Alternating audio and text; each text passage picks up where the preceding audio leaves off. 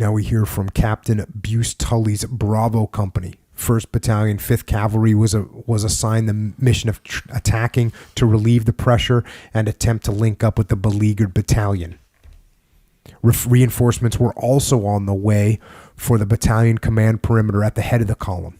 During the afternoon, Captain Myron Dederick's battle-wearied veterans of the fight at Landing Zone X-Ray, Bravo Company, 2nd Battalion, 7th Cav, got a warning to prepare for a night air assault into a hot landing zone. The Bravo Company troopers, delighted to have survived the hellish fighting on X-Ray and enjoying a well-deserved rest and a lot of cold beer back at Camp Holloway, were stunned when they were told they were being thrown back into a desperate situation so suddenly. So if you remember Dederick from Podcast 105, from 2-7, he's Bravo Company 2-7. They went in and helped turn the situation around at LZ X-Ray. They fought hard, and then they got extracted. And now they're getting told there's a bad situation going on again, and we need to put you back on the fight. Back to the book. Specialist John Wallinas, Bravo Company mortar observer, was doing some serious celebrating. He had not only survived X-Ray without a scratch, but this day, November 18th, was his birthday. I was 22 years old. We were fed and showered and new clothes were available. I spent the afternoon at the enlisted men's club, drinking beer with the platoon, exchanging stories, and celebrating my birthday. Around 4 p.m., Dederick came in and told us to saddle up. We were going to rescue the battalion. At about 1600 hours, Lieutenant Rick Rescorla recalls Captain Dederick walked up. Get the company together. Battalion's catching hell. We may have to go in. You're the only platoon leader left in the company. Help all the platoons get their shit together. Men spilled out of the clubs and double-timed their equipment. They worked quickly, throwing on their harnesses. No protests, but their eyes filled with disbelief. Again? Dederick then issued the shortest frag order in Bravo Company history. We'll be landing from the southeast. Open fire at anything on your left, run to your right. A hostile landing with one side of the landing zone held by the North Vietnamese. Sit rep from the ground, grim. Expect to be sandwiched between friendly and enemy fires. At about 5:45 p.m., Rescorla gathered the platoons. They pressed in close, listening intently for word. Sergeant First Class Ulston,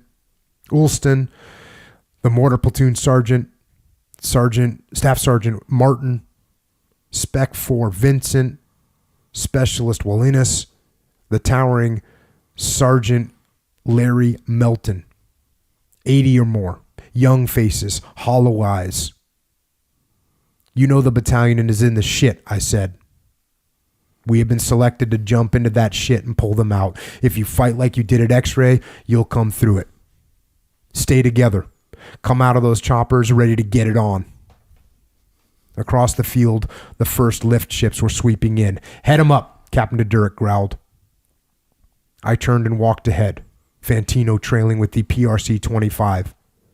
The road stretched out past the permanent hooches of the rear echelon at Holloway. Word spread that we were on a suicide fight. Tumbling out of cozy bunks, Holloway's finest lined the road to watch us depart. Hawaiian shirts, aviator shades, jeans, beer cans in hands. Cooks and bottle washers, the ship burners, projectionists, club runners. Same army, different species. The company picked up pace, a tight, dirty brown column. A few of the men carried AKs, trophies from X-Ray. No one had shaved, noted Rescorla, but our weapons sparkled. What outfit are you? One spectator asked. The hardcore of Bravo Company, 2nd of the 7th. Where are you headed? To kick ass, I yelled back. A deep rumble ran through the ranks, men yelling, cursing. Not a man among us would swap places with these lard asses. As we passed, I asked Fantino, "How we looking back there?" His reply, "No stragglers, sir. Every swinging dick is with us." As we made a column right to the pickup point, I looked back at our crew. No outfit in the Army had ever rendered a route step any better than these men at this moment.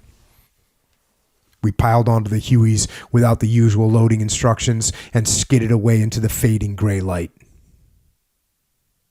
At 6:45 p.m., the first lift ships roared into the small Albany clearing, and Captain Deduric's troopers bailed out into the tall grass. The cavalry had ridden to the rescue, but the killing and dying and terror continued unabated outside the American perimeter as the long night began.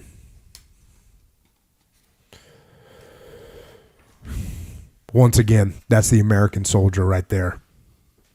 Barely survive X-ray, get called to go back in. And they pick up the pace.